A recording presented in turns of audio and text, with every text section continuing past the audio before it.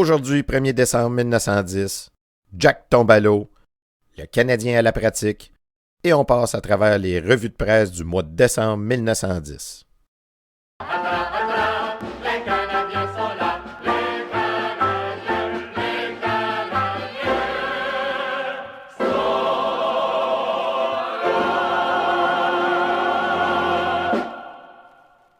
Bonjour à toutes et à tous, bienvenue à la revue de presse du début de saison 1910 du Canadien de Montréal, une présentation de Raconte-moi mes ancêtres.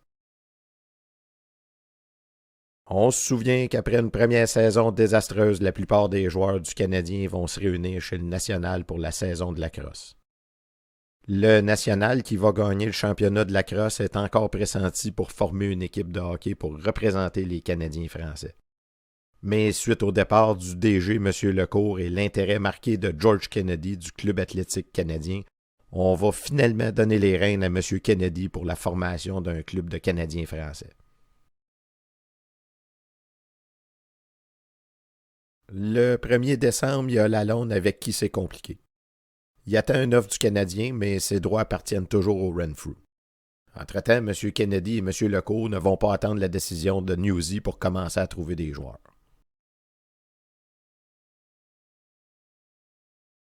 Mais le 2 décembre, dans la presse, étant donné que les joueurs demandent des salaires exorbitants, le Canadien a de la misère à signer des joueurs. On se rappelle que la Ligue avait imposé un plafond de 5 000 $ par équipe. Newsy demande 1 600 $ et Jack dit qu'il ne jouera pas pour un sou de moins que 1 500. Suite à l'expérience du Country Club du Renfrew de l'an passé, on hésite à payer ces salaires-là aux joueurs vedettes. Le 5 décembre, on apprend de quoi d'intéressant. Étant donné que les Québec ont quelques joueurs amateurs dans leur équipe, ça leur permettrait de donner un petit peu plus d'argent aux joueurs étoiles. Donc, autrement dit, il y a des joueurs qui étaient payés puis d'autres qui n'étaient pas payés. Dans ces circonstances-là, il y a Jack qui est parti pour Québec. Il n'y aurait rien de miraculeux de voir Jack porter les couleurs de Québec cette saison. Question d'en rajouter, il y a Newsy qui penserait pour le Renfrew. Il n'y en aura pas de facile, comme on dit.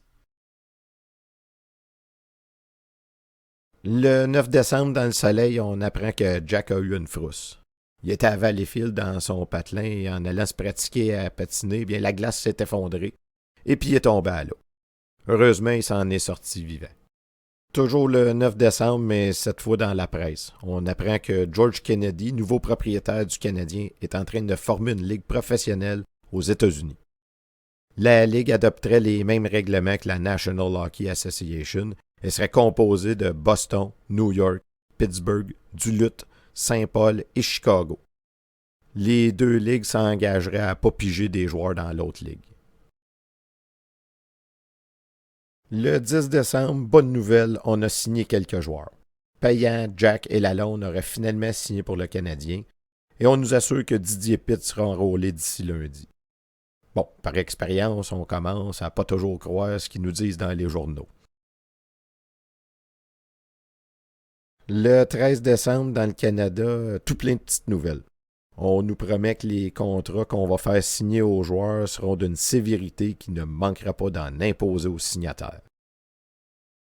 On se souvient du Scott Smell l'an passé qui avait tout simplement décidé de quitter son club pour se joindre au Ottawa. George Kennedy est revenu de Chicago et est très enthousiasmé de la popularité du hockey aux États-Unis. Et bonne nouvelle, Renfrew omet Lalonde de son alignement. Le 14 décembre, Pitt accepte les offres. Wow, c'est pas mal moins compliqué que l'année passée. Le 16 décembre, on va voir le Canadien à l'œuvre pour une première fois de la saison. Malgré le fait que Jack brillait par son absence, pas moins de 16 joueurs étaient présents à la pratique. Il y a Poulain qui est présentement à Calgary, mais qui a accepté l'offre du Canadien et sera en ville lundi. Autrement, il y a aussi Pitt, la Violette, Gauthier et les frères Vézina qui seront à Montréal demain et prendront part à la pratique. Finalement, à la pratique de samedi, aucun des nouveaux joueurs mentionnés. Lalonde, Payan et Descaries étaient les seuls seniors présents. Le 20 décembre, finalement, on apprend que M. Lecourt a accepté la gérance du club. On couvre une autre partie du Canadien de la veille. Pitre et Bernier se sont joints au groupe. Il y a Lalonde qui a signé avec le Canadien, mais au niveau de ses droits, c'est toujours pas réglé avec Renfrew. Ça devrait se régler d'ici 2 jours. Toujours le 20 décembre, mais dans la presse cette fois-ci, on a la chance de voir des photos de quelques joueurs à la pratique. Eugène Payan, le nouveau joueur senior, Pitt, qui on mentionne, pèse 20 livres de moins que l'an passé. Il y a Art Bernier qu'on connaît déjà qui a pris la place de Paul Vézina. Vézina des Chicoutimi qui on attendait avec impatience, mais qui est retenu pour des affaires personnelles. Le 21 décembre, le journal Le Canada nous apprend que Lester Patrick, qui jouait pour le Renfrew l'an passé avec son frère Frank, eh bien, il ne reviendra pas. On se souvient que le père des frères Patrick était un magnat de l'industrie forestière.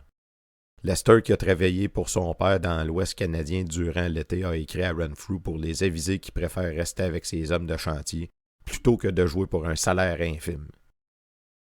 Je sais que je me répète un peu, mais ce qu'on vient de lire là, c'est un élément déclencheur dans le développement du hockey.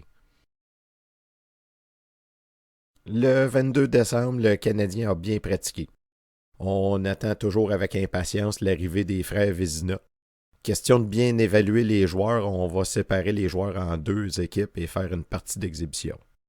Lalonde, le nouveau capitaine, n'avait que de bons mots pour ses coéquipiers à la pratique.